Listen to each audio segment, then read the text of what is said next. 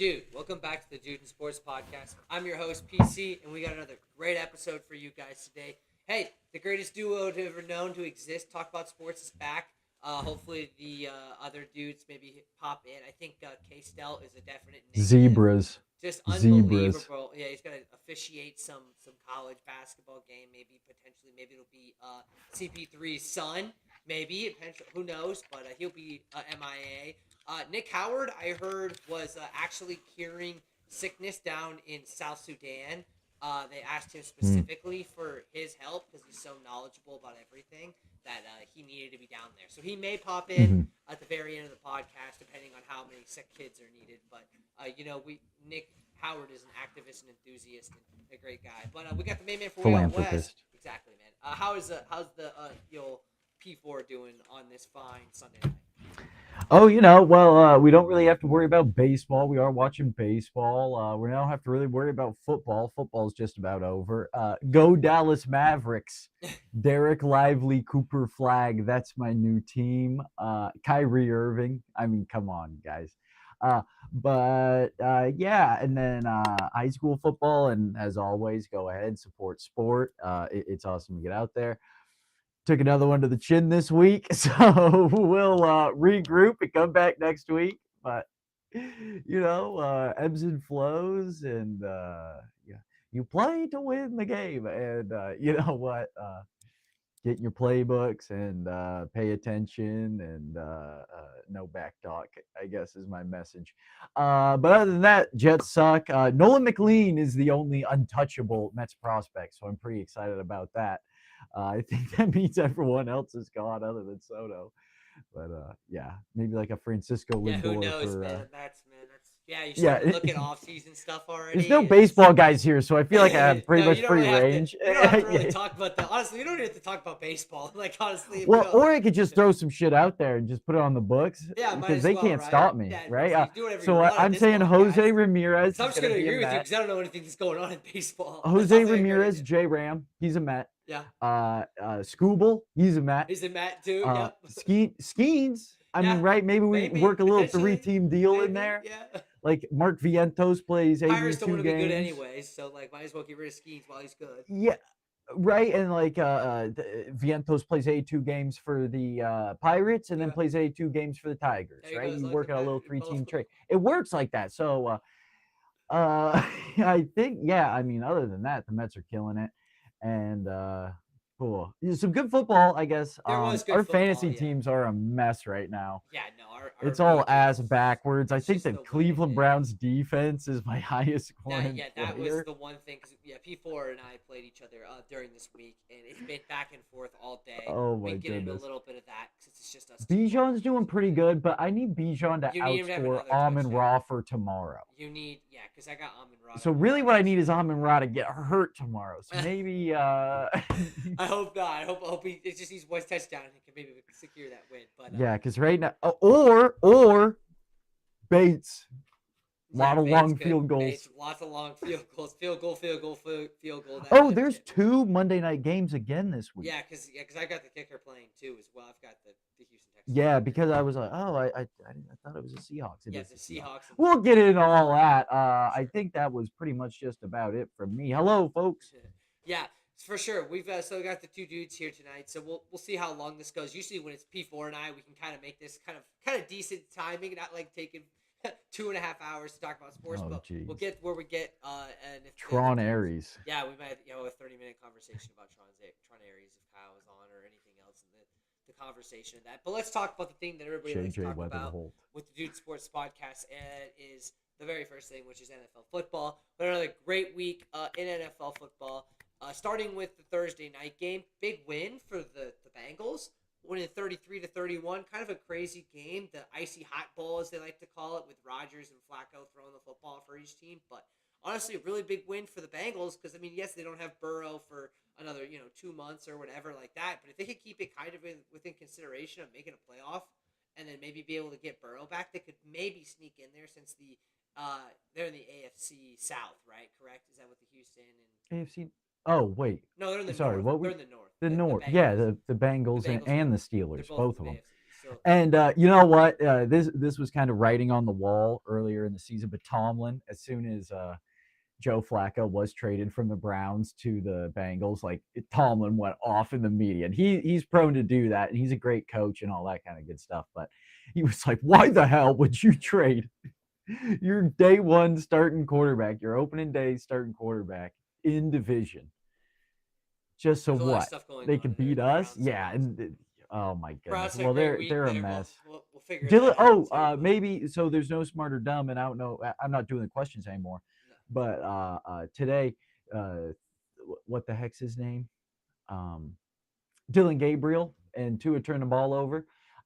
First lefty lefty matchup since 2007. It's Michael pretty Vick, crazy. Chris Sims. Yeah, not a lot of lefty quarterbacks in We'll the league. see. We'll see a Penix lefty matchup maybe soon. Yeah, some point. I don't know how many other lefties, but lefties are kind of hey, they're making a comeback. Yeah, lefty quarterbacks haven't really been that successful, obviously, but yeah, it's kind of an interesting stat there. But the Bengals become 33-31, moving to 3-4. Not terrible, not great. The Steelers are still 4-2 at an average. Tomlin make the playoff, but did not make it out of the first round style of football they play over there in Pittsburgh. Noon game slate. We'll go through all these scores here. We had the early game first, which we had an absolute beatdown of the Jaguars, 35-7 without Puka. The Rams, I know they lost a few games here, but they look legit. Could have come out of the NFC. Just give yourself another team to get out there. Especially who knows what happens with this San Francisco game, as there's 12:40 left in the game. They're up only 3 here, but if the Rams win and they got that, I mean, that's moving the 49ers down to 4-3. They'll be at the lead of the NFC West. So good win for the Rams. They look really promising yet again with McVay. The other noon games, the Bears beat the Saints. DeAndre Swift had probably the game of his life ever for the Chicago Bears. The Saints still suck. Everybody's kind of known the Saints suck. They're looking to be in that quarterback roulette. Lincoln Riley Bowl. We'll have to figure out exactly who those candidates are. I'm Rattler, sure Jets fans, Caleb Williams, Oklahoma. I'm sure Jets fans are looking forward to the quarterback draft to be able to see. I think it's Fernando Mendoza, but we'll talk about that in a little bit. In a minute. Because then it will be Mets manager Carlos Mendoza and Jet quarterback, what's his name, Francisco Mendoza or Fernando Mendoza. Which, hey, the last time there was a Hispanic American Jets quarterback, we went to back-to-back AFC title games. Yeah. Hey, rest up, Mark Sanchez. What a terrible. Speaking of terrible, how about terrible game of the Browns and the Dolphins? Man, oh my goodness. The Dolphins, would they have 24 fantasy points? I don't know. 31-6. Pick 6 by the guy who the Jaguars traded for. Yeah, exactly. Yeah, Grant Delpit. No, not Grant Delpit. Campbell.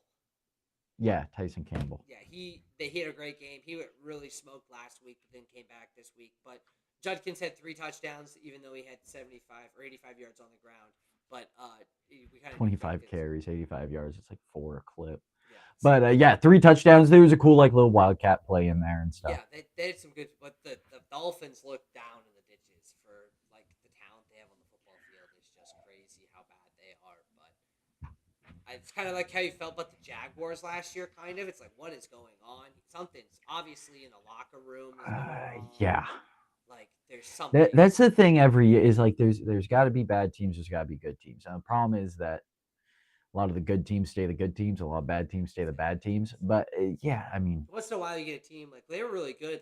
Last year, they had. You can always get hot. I mean, what they had that Blake Bortles, Case Keenum, yeah, they were 2-8, Nick Foles, and then they went on a run and won 7 in a row and almost made the playoffs the one year or whatever. But we'll see. The Dolphins are really bad. The Browns both are really bad. Judkins is this prime spot. Is there a conversation to have that Judkins is the running back currently of the year over Genty and Scadaboo, or would you put one of those two above the other? Oh, rookie of the year. Rookie running back. No, we're talking running back. So rookie quarterbacks aren't. No, so this is just rookie running. Okay. Rookie running back, which isn't a thing, but it is right, in Madden. Just a conversation to have. Yeah. Genty, Scadaboo, or Judkins. We'll Hampton we'll was get to the really good Raiders. until Chip Kelly's getting fired, man. I mean, yeah, what are we that's fine. talking about? Yeah, Whatever. But that was gonna be the last one. Was gonna be the Raiders. we had a full quarter of Gardner Minshew, man. I Yeah, mean, yeah. there's nothing there. But Judkins is doing awesome. I mean, he may put up better stats at the end of the year. I think if we're going to extrapolate kind of stuff like that, maybe Henderson didn't have an awesome game today, and he's kind of been buried in the depth chart. I mean, Well, you even got with Stevenson's Stevenson there. fumbles. But he's been fumbling a bunch. The other one I would like to mention is RJ Harvey of the Broncos, Yeah. who had a kind of a bone. He's also a kick returner. He kind of had a boneheaded play on kick return where He the was supposed to be momentum a of the really kick good took him out of bounds. yeah, he was like supposed to be like a really good prospect. I felt like he's kind of been buried by Williams in the backfield just because Williams has been so good. Yes, Dobbins had a Dobbins lot of there the too. Yeah, that's right. touches So today. Dobbins. Yeah, Um, but Harvey, after that boneheaded play, sat for like 3 quarters, and I started him in my slot position on the fantasy game. I was like, what the heck? They brought him in for one play on offense. It was a designed little dump off to the running back, fake the pass pro, seep out leak with 3 wide receivers bringing the DBs deep. It was an easy 2-yard touchdown pass for him. So obviously Sean has some amount of, and we know these rookies, right? That's why I just traded for Golden. This is when they're going to start hitting yeah. their This is stride. yeah. Today we just talked about the early game, but I Travis Hunter, holy smokes! But I'll get into my analysis of some of these games. But yeah, some of these rookie running backs. This is probably the best game we've seen of a rookie running back, Yeah, right? 3 probably. touchdowns. Yeah, 3 touchdowns. So yeah, The only Judkins is one was awesome. Genty had a 2 touchdown day. That was really good. I think he had 100 plus that day too. Running backs are killing it. The good running backs are good, and the bad running backs are bad. Yeah. I mean, some of these teams, like my fantasy teams, I'm looking at them, and I got a few of them, and I go, "Gosh, my running backs are awful." And I always try to look for a team to try to trade for a running back, and they're like starting Vidadal as like their RB1, and like Caleb Johnson is RB2, and you're like, "Oh goodness, maybe I'm actually in kind of a good spot," but. It's crazy. The running backs in fantasy are very interesting for sure. But that's just an interesting conversation to see if Judkins. They're a great game by him, obviously, for the Browns as they rolled against the Dolphins. The Patriots, speaking of rolling, they rolled over the Titans. The Titans are probably one of the worst teams in the NFL again this year. They're not looking for a quarterback. Cam actually looked okay. He made some good plays. He made some bonehead plays, but as a rookie would, with no talent on the football field. But it's just crazy how bad their wide receivers are, especially like guys like Calvin Ridley, and they just haven't had any type of success there in Tennessee. Howard would go on a 10-minute spiel about the Titans. Thank goodness he's not here. But the Patriots get another win. They're 5-2. Maybe the Bills are still ahead. I think technically, but Bills have a tough schedule coming up. They play the Chiefs here in 2 weeks. So that'll be interesting to see. No, I think the Bills are below them. Well, they lost to them. The Bills lost. The Bills are 4-2. Yeah. So it would be so they're ahead. So the Patriots are the AFC East front runners right now, which is really interesting to see. Drake. I don't know. For some reason, I'm mostly because I hate the Bills so much. I don't really like the Dolphins, and I hated Brady. Yeah. But this May Vrabel combo, I don't dislike as much. Now, if they go and rule the world forever, I'll be pissed. But this Vrabel May connection isn't. It's working. It's kind of fun. Yeah. It's working for sure. And they're playing shit teams. That helps too. The Eagles beat the Vikings 28-22. AJ Brown had a big game. I know P4 traded him this last week, but he didn't even get started, which was I guess good at the same essence. But AJ Brown had a great great day. Devontae Smith had a career day for them. Their passing attack was on point. They're talking about how they run the ball. AJ's not getting involved. They flip this switch, get AJ involved. They win the game pretty convincingly. Now I know Wentz played for the Vikings and JJ's still hurt, but great win for the Eagles there as they move to 5-2 as well. And then the other last 2 noon games, the Panthers beat the Jets 13-6, and then the Chiefs beat the Raiders 31-0. P4, you got any comments on your Jets? I mean, I know it's tough, man. I know your sympathy a little bit. I had a losing season when I was really young, but just how's Justin Fields is what white GMs thought Lamar Jackson was. Yeah. once Tyrod got in there, the entire game plan changed. So that shows you what the coaching staff thinks of Justin Fields. Uh, it's disappointing. I think the Jets were, I don't want to say favorites, but they were almost kind of dark horses. Now, obviously, the Jets are going to jet, and all my buddies and I knew that they were going to suck. But there was kind of this weird push in the media, and there is a bunch of Jets fans in the media that like, oh, the Jets are a dark horse, and this kind of stuff. Like they're going to show promise. And hey, Dan Campbell started 0-8-1, so it's not unheard of for guys of that tree to not have the best. Now the Bears kind of squeaked out a win today. They didn't look awesome either, and they're just playing the lowly Saints, and we're playing the Panthers, who are on a 4-game winning streak. So we're now on a 4-game winning streak. Same silly things happening. Uh, gosh, Sauce is a good corner. He really No is. Garrett Hurts. We have McMillan didn't do we have anything. no talent in the skill group as far as wide receivers. Especially Mason with Taylor Wilson gets out too. open. Yeah. Yeah, I mean, gosh, you got who was our leading receiver? It was probably Tyler Johnson. Let me see. Yeah, Tyler Johnson was 3 catches, 60 yards, and then Brees got hurt towards the end, but he was fine, I guess. He spoke with the media after the game. Couple Nick Folk field goals. Geez Louise. I mean, it's just piss poor effort, piss poor. Uh, and it is tough because a lot of these guys, and like K Stout was alluding to last week, the core is kind of, it's like, how many of these guys do you want to get rid of? Like, if the Chiefs started sucking, it's like, okay, Juju's gone, obviously. Maybe one of like the safeties is gone and stuff. But like, do you get rid of Chris Jones, Travis Kelce? Like, do we get rid of Sauce Gardner? Do you get rid of Quinnen Williams? Do you get rid of these guys who are Pro Bowl players for you just for some draft capital? And maybe that's what we need, is to just revamp the whole team and try building it a new way, and see if that works. It's I a don't tough know. The spot. last time the Jets good, they kind of like went the old guy route. Like that's historically been good for the Jets in my lifetime, is like getting old free agents. I mean, the best Jet season in About recent that. memory was Ryan Fitzpatrick, and then before that with Mark The Sanchez, he was conversation the that. rookie But let's talk quarterback. about But you had a bunch of old timers like Santonio Holmes, LaDainian Tomlinson, Ed Reed, like a bunch of weird kind of cats joining the team to kind of help the young nucleus. And I'm not opposed to something like that. If we brought in a Fernando Mendoza, and then brought in some like old wide receivers, or something like that, or an old Juju. I don't no, not like that. More like I don't even know who that would be anymore. Like, D Hop's too old. yeah, that's what I'm thinking. Is like, you don't want to like Julio Jones. That's ridiculous. Like, who is that middle generation? Maybe like something like an AJ Brown, if he got like real upset and he wanted to get out or something. But like, that's the thing that AJ happens, is Brown. like these crazy. I know. I'm trying to think, like, I Uh, don't know. Maybe one of those Adams. Packer wide receivers. Devontae Adams, who was just a Jet last Yeah. year. Trade back Okay, for him. yeah. That'll work. Sure. After he scored 3 touchdowns today. Well, it's nice when you don't Yeah, have to put him well, out there. one of those Packer wide receivers, like a Jaden Like a Reed or Dobbs or something, maybe. something. Dobbs, his guardian cap is so ridiculous, and he's a good player, but it just makes me laugh when I see him. Mariners top of 9, 2-6, Yeah, and this then is gonna be over.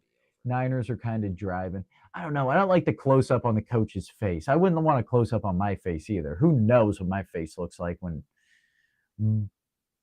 boneheaded mistakes happen, I guess is the correct verbiage.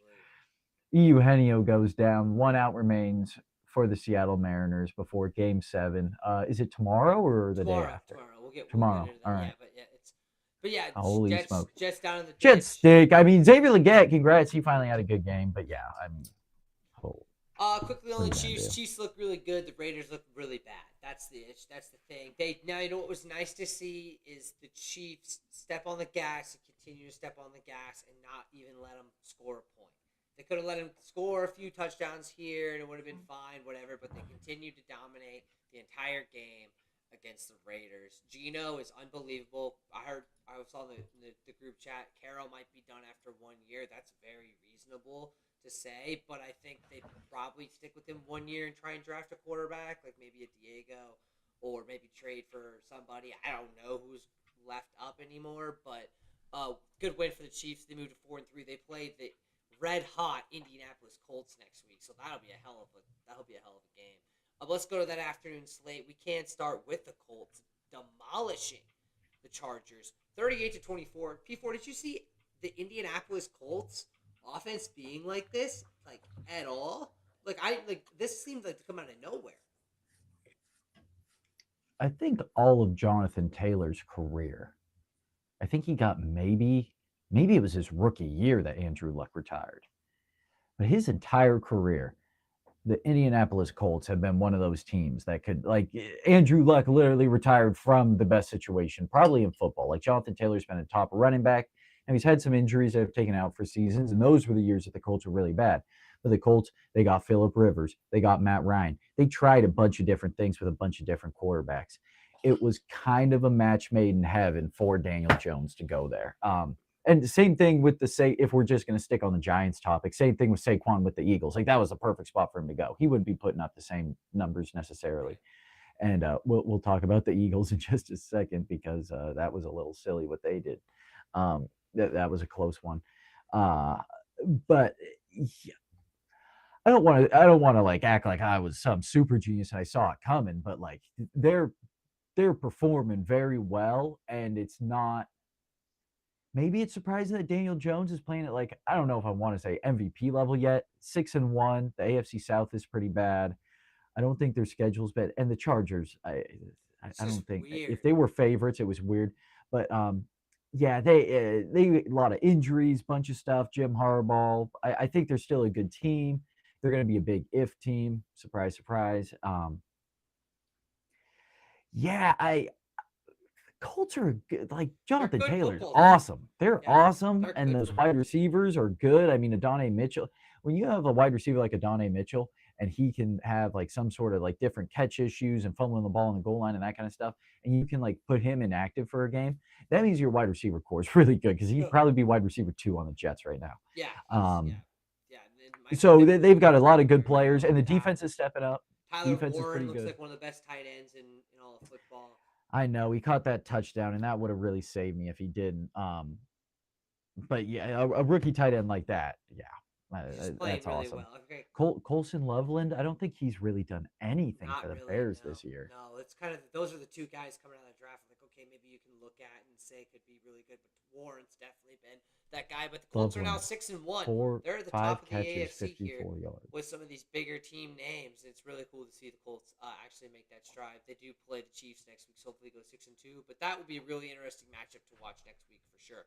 The other afternoon slates, the Cowboys beat the brakes off the Commanders in pretty not surprising fashion, but surprising fashion for putting up 44 points against the Commanders is pretty. They're such a weird shocking. team. Yeah, Pickens is such a good wide receiver, man. They have great and I would absolutely hate to coach him. Yeah. Yeah, it's a very big play. Like, they had a couple pick sixes. Yeah, good. But Pickens is such a good wide receiver. Let me talk about Pickens. He is like a TikTok wide receiver. Without he's tough. He's hard. He's like a whatever you want to say about these guys. He's kind of a little bit of a diva, which I don't mind. And he just the way he gets in and out of breaks, his routes, his foot control, his body control, his hand control, his hand-eye coordination, the way he's able to box out cornerbacks, the way that he's able to control his feet on catches near the sideline. I mean, just really incredible stuff by him. And that's like the perfect number 2 wide receiver for the Cowboys. The Cowboys have always trotted out a guy. They had Brandon Cooks early in CeeDee Lamb's career. Whole bunch of different guys they tried at number 2. This is probably the best number 2 they've ever had. Like, this guy would be awesome on the Chiefs. Like, all these like wide receivers who are switching, trying to find places, and the Chiefs are always looking for like that true number 1. And Rice had 2 touchdowns today, but who's going to be the guy behind Kelsey is always a thing. And Pickens was just there for the takings and for the Pickens, and they just awesome. And Dak, he'll do his things. I don't know. A little PC question here: is Dak Prescott a better quarterback than Jalen Hurts? No. just because of the aspect of I feel like he throws a better deep ball, and in certain situations, Wait, who? Jalen throws a better deep ball than Dak. I think if he actually throws the I football, think it's the one thing that Dak is better than I think Jalen. Dak Like, makes if too many there's one mistakes thing that's first. guaranteed, I think Dak does. yes, Too absolutely. many, But too he'll many sling mistakes it. make Jalen, and Jalen will make the dump down pass to get the 4 yards, and Dak will try and fit into a pocket for 20 and get picked off. I don't know if Cowboys fans and Dylan Crandall, whatever, or Ethan Crandall, whatever. But I think when I see Dak, I see a lot of Tony Romo. Yeah, that's pretty valid. He's He's a little and underneath Jalen Tony, Hurts, but he's still he's like a the same size. fullback. Yeah, Jalen's still really good. He's just I don't know. It's weird. The Eagles Super Bowl weird. rings. Yeah, he won a ring, right? Yeah, and honestly, he played really well in that Super Bowl. That was probably the best he's ever played, and that's the game you want to really play the best ever in. So he may be struggling now. He's looked a little bit better. Mariners lose. Yeah, they definitely lost. Yeah, it sucks. Going 3-3 Monday night. Be a crazy game. But good win for the Cowboys. They're 3-1. They kind of stay alive in that NFC East. It's kind of interesting out there, especially with the Eagles being 5-2, so they're only a game back. So good win for them. The Packers beat the Cardinals 27-23. Packers looked shaky at the very beginning, able to get it under control. Arizona does their normal collapse like they always do. Jordan Love looked pretty decent for the most part, but good win for the Packers. They're 4-1. Golden didn't do nearly as much as I want him to, but he looked pretty good. He looked and better than when he just didn't get a Brissett started touchdown. over Kyler. If he would have gotten a Kyler was touchdown, it would hurt. have been like, okay. But, like, he played well. Yeah, I mean, Tucker got me a touchdown, so yeah. I wasn't too mad at that. But this Packer team's pretty good. I'm excited. Yep, that was the end of your afternoon slate here. Your evening slate is currently going on. It is now, in my score, I think P4 may be a little bit behind me. It's 20-10 with 2 minutes and 26 seconds left in this game. So it looks like the 49ers are probably going to get the W here. The 49ers will then move to 5-2, so they'll be ahead of the LA Rams. Bijan's going to have 8 catches on this next drive. So yeah, probably 100%. That's what you need, right? You need or just one long one. One long touchdown run would work. Honestly, I'd rather than just dink it, dunk it. Give me the extra 7 just PPR points. But that'll be interesting there. The Falcons, if they lose, will fall to 3-3, so they're kind of in that middle kind of pack there as well, in that interesting NFC South. The 2 Monday night games are the Buccaneers at the Lions, should be a very good game, and then the Texans at the Seahawks. So good NFL week there of lots of good stuff going on. We're about halfway through, a little bit. We're getting close to halfway through the NFL football season. So there's some teams that are obviously kind of in the gutter, some that are looking promising. But, maybe they'll flip it around, maybe they won't. Who knows? Let's go to the professional, non-professional aspect of football, and that would be college football. That just got done with week number 8. It was very, very interesting week.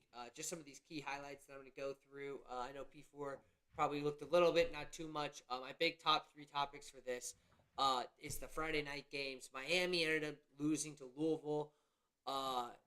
This total score of 24-21. Carson Beck for Miami had 4 interceptions.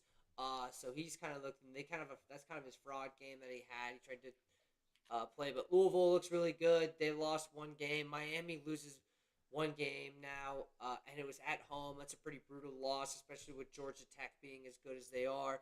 Miami needs to continue to win to be able to even make the ACC championship, or we might have another situation like we had last year with Miami where they lost 2 and they weren't in the ACC championship and didn't make the playoff with Cam Ward. Kind of in that certain situation right now. We'll see. We'll have to wait and see. Another ranked team went down on Friday, and that is Nebraska. And they got destroyed 24-6. Shout out to all the Nebraska people who thought Raiola and all that team was going to make you guys to a playoff. Those hopes are gone, basically, after this demolishing loss to the Minnesota Gophers. They just didn't do anything. Minnesota just controlled the entire game. So pretty brutal loss there for Nebraska, but they fell out of the rankings this week. The biggest loss for ranked teams that wasn't against another ranked team I guess it was a ranked team. I think Arizona State is ranked. Are they ranked? No, I don't think Arizona State is Texas Tech did not yet. Arizona State is not ranked. They lost 26-22. However, Texas Tech did not have their starting quarterback. So that kind of feels like it's a loss, yes, but no starting quarterback is pretty brutal. Keeping it very close against a very good Arizona State team. That one Understand loss the won't QB. kill him in the Big 12. The Big 12 has one undefeated team in BYU, which they beat Utah in a celebratory fashion. BYU is a very good football team this year, but I think I still have all the faith in the world in their Texas Tech Raiders to go really far in the college football playoff as long as they have their starting quarterback. But like since they didn't have their starting quarterback, Sam Levat went really well. They had a few turnovers that really helped. Arizona State was able to get the win. Those are your big upsets. My next little thing is these big wins by our top performers, top people in these rankings. So Ohio State's been cruising all year. They beat Wisconsin 34-0. They're cruising, and they might honestly go undefeated. Uh, they play at Purdue, easy win. They play Penn State next week, but Penn State obviously is not the same football team. Purdue, easy win. UCLA, pretty easy win. Rutgers is terrible at Michigan. They always lose to Michigan, so they'll probably lose one game there to Michigan. But good win for Ohio State to continue at the top of that AP poll. The number 2 team, they're number 3 this week, but they're number 2. Indiana beat Michigan 38-13. This might be your hopeful for your Jets fans, for Raiders fans, to being a quarterback in Fernando Mendoza. Had another great game for them. Texas A&M barely beats Arkansas 45-42, but there's another great team that they're going to be. I think they're ranked 3rd in the nation. They had a nice win as well. And then my last team here. Oregon had a dominating win over Rutgers. They move up as well. So those are some big game names that are at the top of the AP poll that did really well. And then we had some really good interconference matchups between ranked teams. The first one was the Georgia Bulldogs playing Ole Miss. Georgia won 43-35. Here's the thing, and I want to bring this topic up because I feel like that it's not being said enough. I don't know if the SEC knows how to play defense anymore. Lots of these games are turning into 45-42, 43-35, 37-20. I mean, they're all of these SEC schools that they just get into absolute shooting fest, which is cool, but they don't really do anything. There's no defense played. Big Ten plays defense. I don't know. There's an argument to be made there. But Georgia, dominating win. They came back from behind. Georgia might have one of the best offenses in the nation, but they look really, really good, especially coming back against Ole Miss. Alabama thumped Tennessee 37-20. They were smoking that Tennessee pack in the stands. You saw the smoke on some of those clips. Pretty funny clips to see. But, Alabama continues to be the top of the SEC. They get a huge win over Tennessee. They've got a few games left that are going to be contested. LSU, who has been struggling this year. Oklahoma, who's a really good football team. There's a few more contestants there, but it looks like Alabama will probably end up in that SEC championship unless they really slip up. But good win over Tennessee. Tennessee's still a great football team. They're just not college football playoff good, which is unfortunate to see at the same time.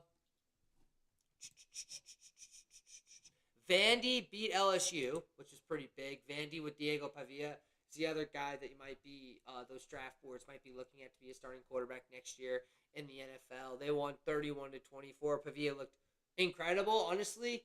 And I know Fernando Mendoza has been playing very good.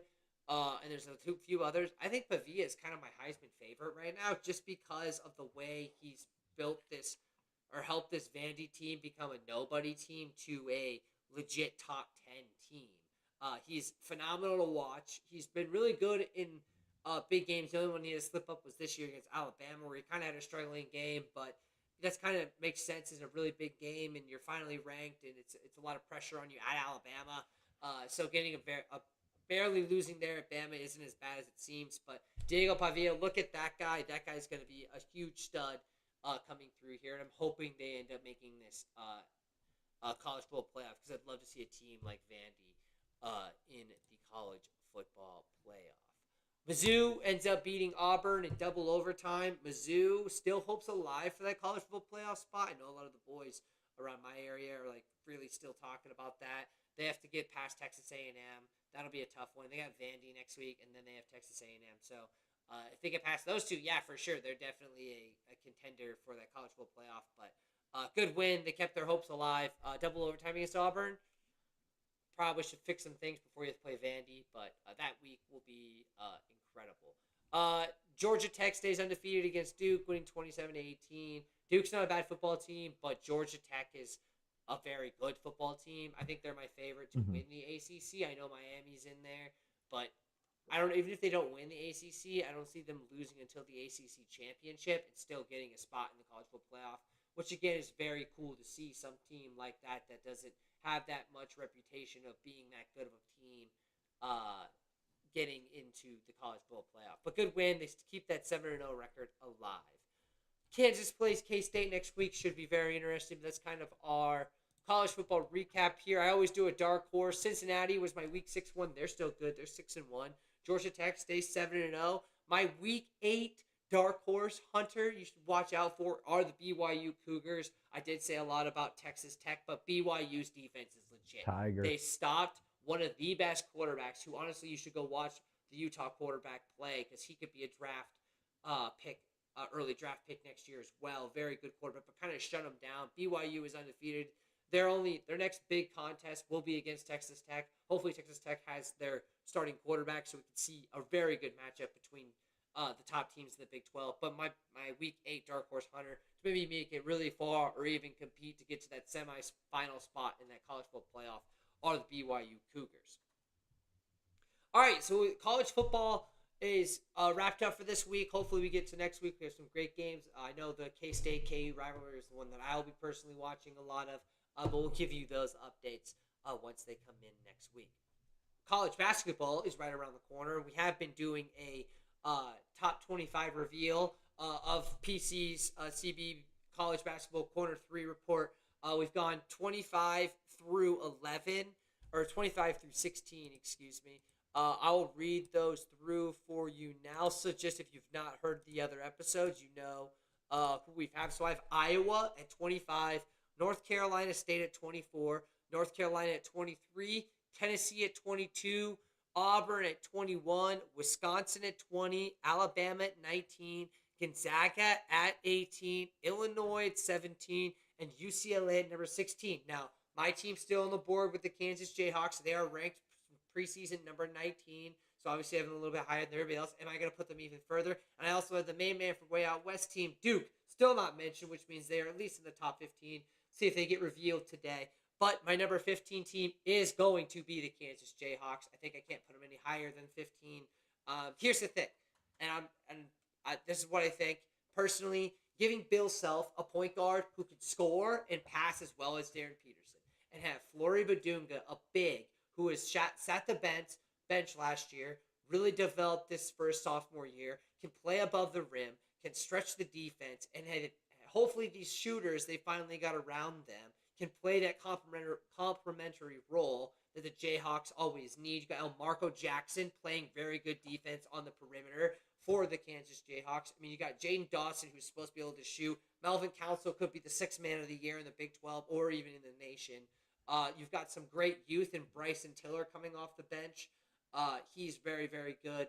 And you've got a few guys that might intertwine. Rosario's there as well, supposed to be a lights-out shooter. We'll have to wait and see. But I always love it when the Jayhawks are underestimated because they always seems when they do very well. And I feel like if Bill Self has a big and a guard who, by the way, the guard is probably going to go number 1, number 2, or number 3 in the NBA draft more than likely. If they've got those pieces, they could be a national championship contending team. Now, they need the other pieces around them to play well, obviously. It can't just be Darren Peterson and Flory. But if they've got some complementary guys that want to really step up and play for the Jayhawks, watch out for the Jayhawks. I really love this team. I think this team's going to be very good. I think it's under the radar this year, which is always where they seem to strive the best. But I do have them at 15. I think some of these other teams are just a little bit better on paper.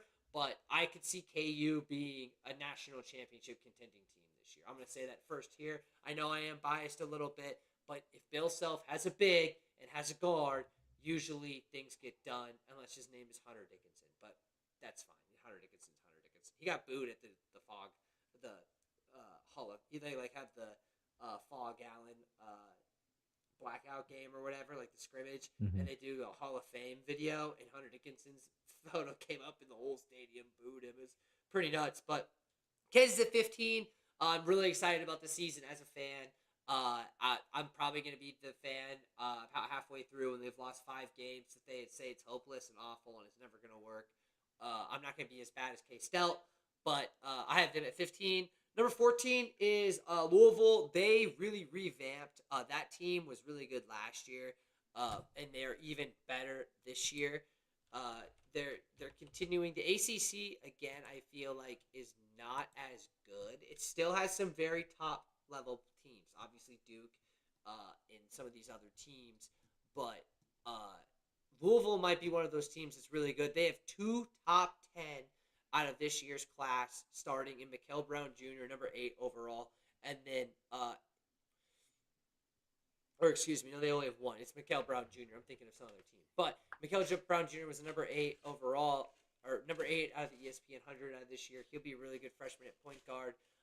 But Louisville will be really good to see. I don't have them as high as some of the other people. I think people have them around the 10 range. I don't think they're going to be that good.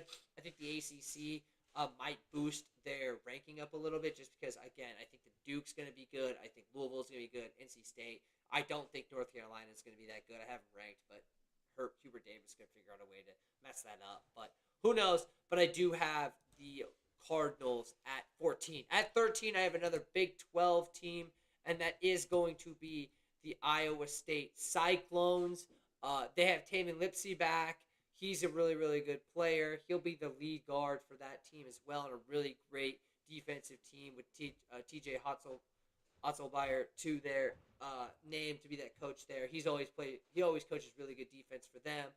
Milan, I always say his name wrong, Monsilovic, was really good for the team last year. He'll be their secondary guy with Tamin Lipsey.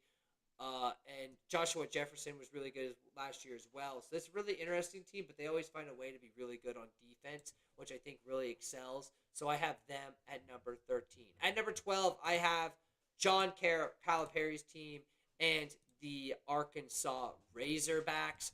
They're going to be really good again. They have Darius Akufe Jr., number 7 in the class. He's another great point guard. Lots of great guards to watch this year, especially guys that you're going to see in the NBA probably next year.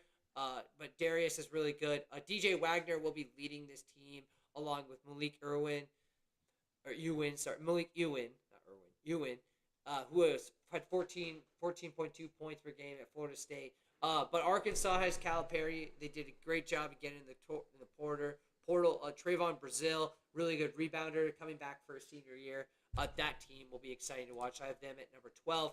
At number 11, I've got the Arizona Wildcats. Jaden Bradley's back.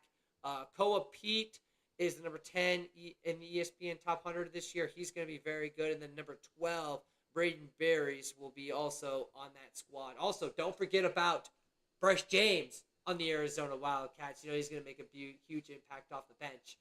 He won't be a starter, but it'll be kind of cool to see him. Arizona, he'll be picked in the second round. Tommy Lloyd coaching that basketball team. They're always really good. I have them at number 11. So, we haven't done our top 10 yet, but Duke does fall in this top 10. I don't wonder if they'll be in my top 5. We'll find out next week. But just to recap, on this week, we have Kansas at 15, Louisville at 14, Iowa State at 13, Arkansas at 12, and then Arizona at 11. Top 10 coming next week for you. We're only 2 weeks out to the start of college basketball season, too. It's about to get real hectic here with all the sports, and it's my favorite time of the year when there's football, basketball. So we'll have to wait and see on that. But that'll be our college football corner 3. We can talk quickly a little bit about MLB stuff. The Mariners did lose tonight. They will be going into Game 7 Monday night in Toronto. The LA Dodgers continue to be the best team in baseball. They won 4-0 sweep over the Brewers. Is there any chance, in your professional opinion, since you are the most improved from 2001 and beyond, that Mhm. either one of the Toronto Blue Jays or the Mariners beat the Dodgers in the World Series. Yes. Which team, both of them, and why?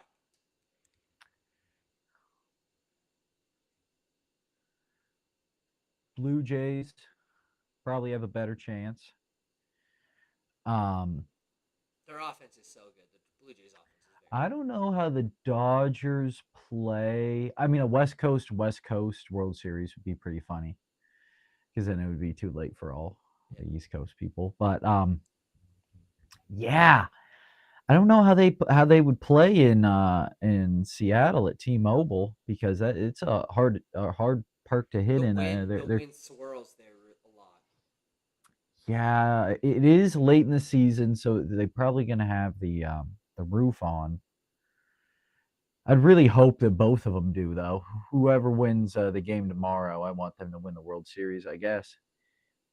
Yeah, I'm in the same boat as you as well. I would like to see the other team and not see the Dodgers win again. Everybody's kind of seeing this lockout maybe coming. So who knows with all this contract negotiations that are going to happen between the players and the organizations and all that jazz. But we'll have to wait and see. It's the pay to win versus the, probably the talent through the farm systems and late trade acquisitions, but not the big money team. And I'm always cheering for the team that doesn't have to pay for everybody. But when you have your fourth pitcher being Shohei Ohtani and strikes out 10 guys, hits 3 home runs in the same freaking game, I mean it's going to be tough to beat. But we'll have to wait and see. Hopefully the M's go on. I think that's what the main man from Way Out West and myself are hoping happens. But if it doesn't, hopefully the Blue Jays will be able to get it done against the Dodgers. We did have a UFC Fight Night event this week. That's it for the football game.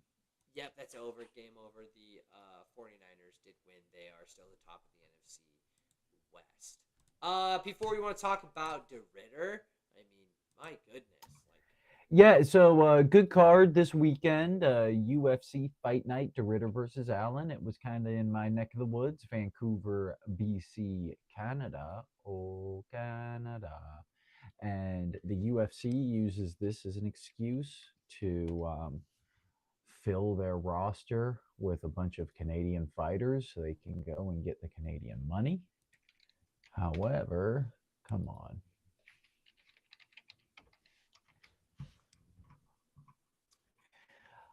Some Canadians lost, some Canadians won. Let's start at the beginning of the card. We had a women's bantamweight bout. The Canadian Melissa Croden taking on the Brazilian Tayanara Lisboa. Lisboa, who I believe is other than her fight to Luana Santos, so she did lose to an Americana round 2 submission in her last fight, but before that she was on a little bit of a winning streak. Some would say a 5-fight winning streak, 3 of those or 2 of those coming in the UFC. But Melissa Croden, the Canadian, ends up getting the win, the TKO in the 3rd round.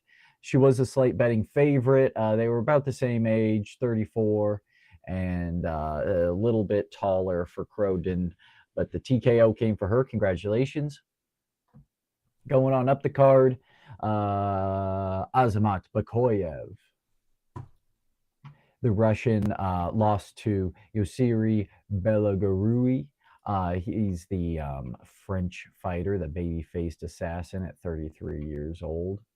Yeah, where was he born? The Netherlands. Okay, so maybe he's an RDR thing, training partner. But TKO in the 3rd round once again. Moving on up the card, we have Stephanie Luciano taking on Ravenna Oliveira. Ravenna kind of looked good for a little bit of this fight, but the rear naked choke came for the other Brazilian, Stephanie Luciano. She was kind of a heavy favorite heading into this fight, the younger fighter. Rodinha. She's kind of building a case in this women's flyweight after a split decision to Sam Hughes, a split decision draw in the Contender Series. Ravenna Oliveira is kind of a good fighter as well, so we'll see what happens with her. Just kind of stacking the ladies' card fights right before this. Come on. Sorry, a little bit of technical difficulties. The Horde and Santos. So this was a fun fight right here in the middleweight division. The Horde and Santos takes on Danny Barlow. Now, Danny Barlow was on this KO streak coming into this, including being KO'd.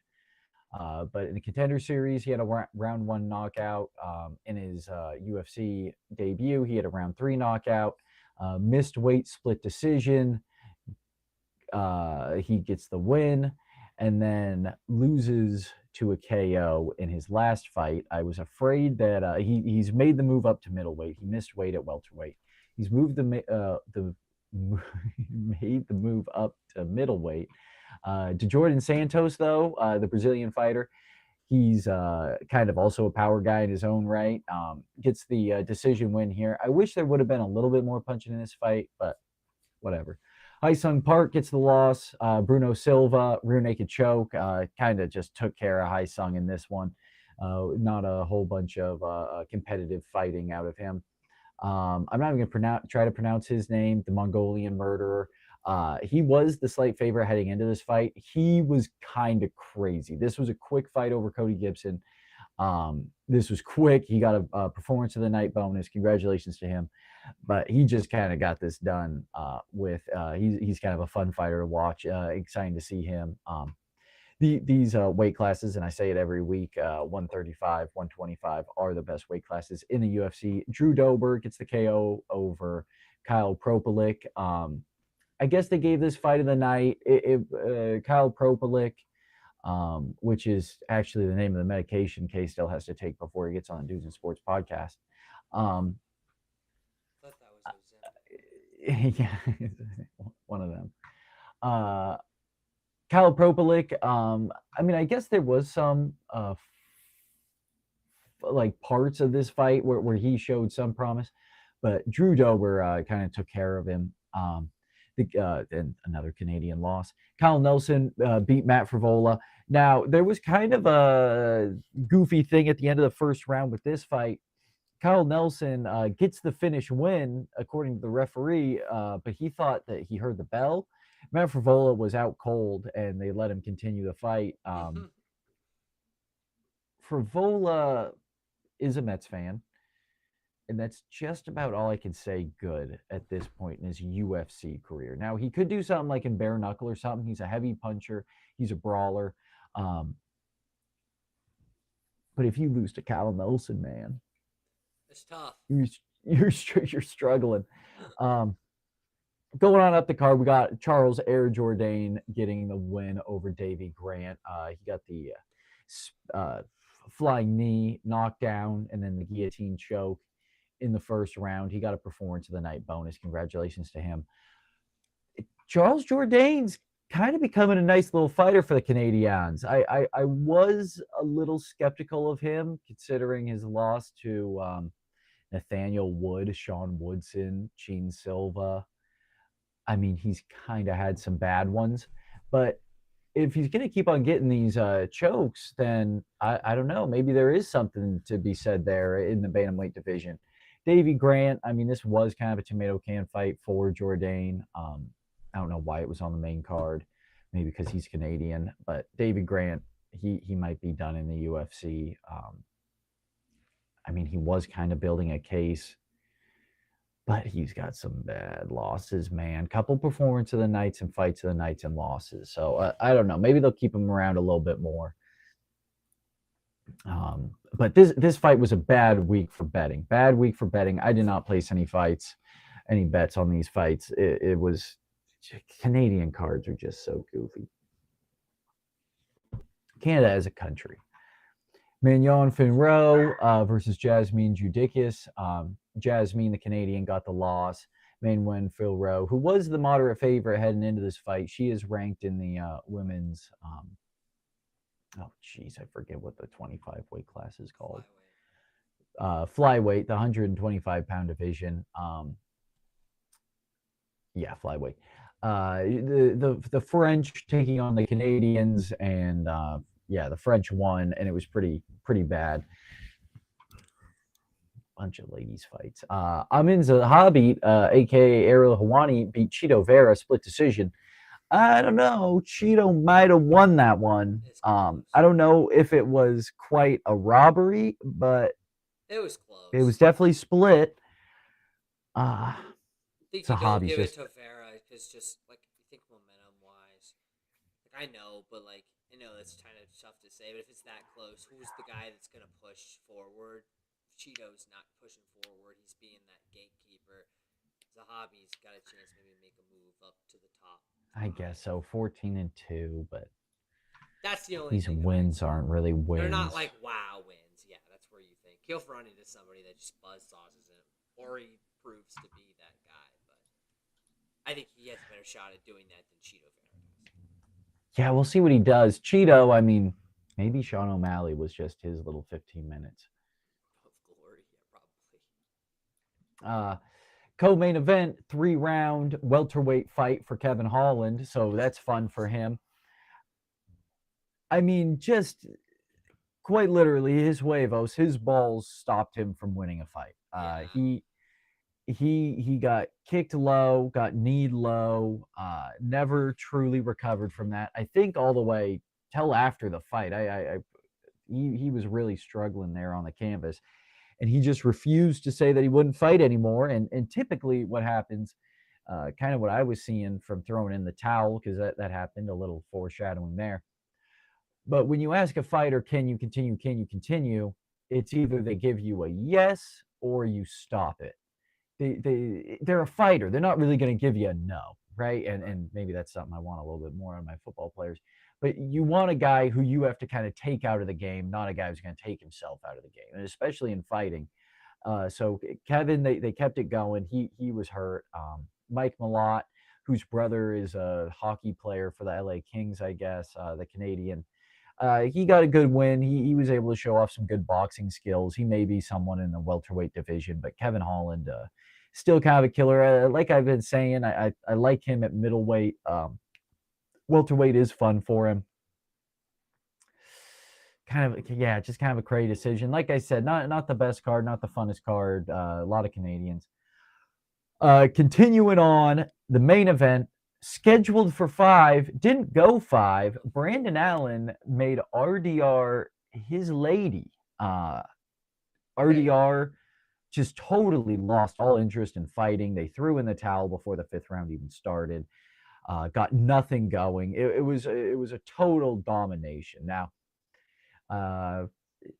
P4, main man from way out west, you've been yelling at all these wrestlers the whole time. I don't mind wrestling, man. I hate when you don't use wrestling to gain an advantage. Now, the fights in the fans in the arena who were yelling and booing when there was clinching against the cage.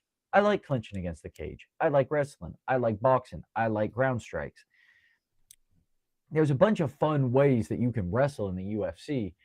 When someone is piecing you up and all you do is take them down and let them back up and take them down and let them back up, and then you let them piece you up for another 30 seconds, then you take them down and let them back up and take them down and let them back up, and you piece you up for another 30 seconds, and you get fucking 18 takedowns in a fucking round, and you're like, oh my gosh, I'm the best wrestler ever. No, you're the worst wrestler ever. You could keep a guy down for 5 minutes with 18 tries. I mean, geez, and you still lost the strike differential in the round. This was not that. Brandon Allen made Desmond Rainier de Ritter his lady. It was absolutely. And RDR's been this guy who we've been saying This is is the like, guy oh, that we thought might fight yeah, Khabib. he's gonna fight Hamzat. He can beat all these guys. Won championship, saved his prime. He beat Robert Whitaker, who's already on a bad losing streak. So who knows? Anthony Hernandez, who's lost to Brandon Allen Bo twice, Nix. was the original opponent for this. Bo Nix Um, started the whole hype. yeah, Bo Nix lost to Rainier de Ritter, and Bo Nix, not Bo Nix, Bo Nickel. Bo Nickel, yeah, sorry, not Bo Nix. I'm confusing him with Bo That's Nickel. the Denver Bronco quarterback. Yeah, But yeah, Bo Bo Nickel Nickel, who's was learning how to still strike. a young, growing fighter as well. Like him against a Ritter, of course, he's a 35-year-old. He's got to take advantage of those weaknesses that young wrestlers have. That's all he was fighting in one championship. And one didn't really have him fight a bunch, so they always said that he was saving his prime. He's old. He lost to Brandon Allen, who's 29. who knows where RDR goes from here? Now he's not going to get cut. He's not going to drop all the I way know, down. I know what we're gonna call him. Ready? No, I don't know. Isn't it Top that gatekeeper. yet? Like, I Top think they're gonna gatekeeper. put him against another gatekeeper, whether that's like a Paulo Costa or That could a. make sense. Yeah. I don't know if Somebody that you're gonna is. Are Browntree. you I think still is a totally at contender, light or are you heavyweight a now. gatekeeper to the contender series type fight? Yeah, but someone at 85, they're going to put him up in another because that's kind of what this fight was. It was supposed to be a number one contender match. Anthony Hernandez, Renier de Ritter. Then Anthony Hernandez steps out. You've got Brandon Allen. Okay, RDR, just put on your best show and we'll give you the next title fight. Ends up losing. So I don't know if you all the way fall down to like now you fight another up and comer because now he just made an up and comer in Brandon Allen. I think they put him up against someone who's also trying, maybe like a Kamaru Usman. If an Usman wants to fight middleweight again, that could be fun. But who knows with RDR? I wasn't impressed really at all. I don't think he showed really anything in this fight. So I don't know what you do with him next. Brandon Allen, I don't know. Give him someone fun. Yeah, we let him beat up on like Marvin Vettori or something. That'd be cool. That does it for UFC this weekend. Next weekend, we have something fun. UFC 321. It's a pay-per-view event. We have Gane versus Aspinall and Mackenzie Dern versus Virna Jandiroba. Virna Jandiroba could be a UFC champion. How funny Umar. Mario Batista would be a good fight. Umar's on there. Volkov's on there versus Jelton Almeida. That could be like a really cool jiu-jitsu heavyweight match. Rakic, a lot of Russians on this card. Hardquast versus Quillian Khalid in the featured prelim.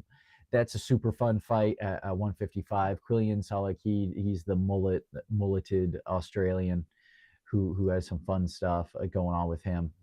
Do we have any cool flyweight bouts? Oh yes, the second fight of the night coming up is Asmat Maksum versus Mitch Raposo. Very fun fight here. Some two like kind of heavy hitting fly around guys. Now Mitch Raposo has had a rough start to his UFC career. He lost to Andre Lima and a Chinese fighter at a fight in. Was that the fight in China? No.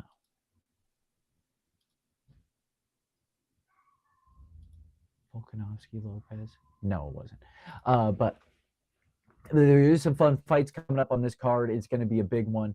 Who knows what happens with Aspinall Gane? Aspinall's now the heavyweight champion. Yeah, that'll be interesting. I think yeah, probably be able to handle that. He's gotten the gold and he's defended the title, right? Beat Curtis Blades. Yep. So. Yep. That should be really interesting to see. Oh, should be pretty fun. There. Yeah, pretty great fight there. That's gonna probably wrap it up for the Dudes in Sports podcast. We kind of got out of this in like an hour, kind of brief. This is what happens when like the two professionals take over. We don't have like these common nonsense bullshit rants for 20 minutes about Tron, Aries, and all this jazz. It's right to the point, right specific. Get you in, get you out, so you're able to get out of here. Enjoy the rest of your Sunday night. But we always like to leave the final words to the dudes. The main man for Way Out West, a.k.a. P4. What are your final words to the people? Yeah, go Mets, go Jets. Who knows what's going to go on with either of those franchises. I guess I'll still stick around and support and buy a jersey off a Chinese website every once in a while. Support sport, get out there, touch some grass, get a good sweat going. That kind of stuff is important, especially now that it's getting cold out and rainy and wet and all that kind of stuff, even though I'm at the beach. But make sure that you still get outside and stuff. Don't be all bundled up inside, and enjoy the fruits that is bestowed upon us.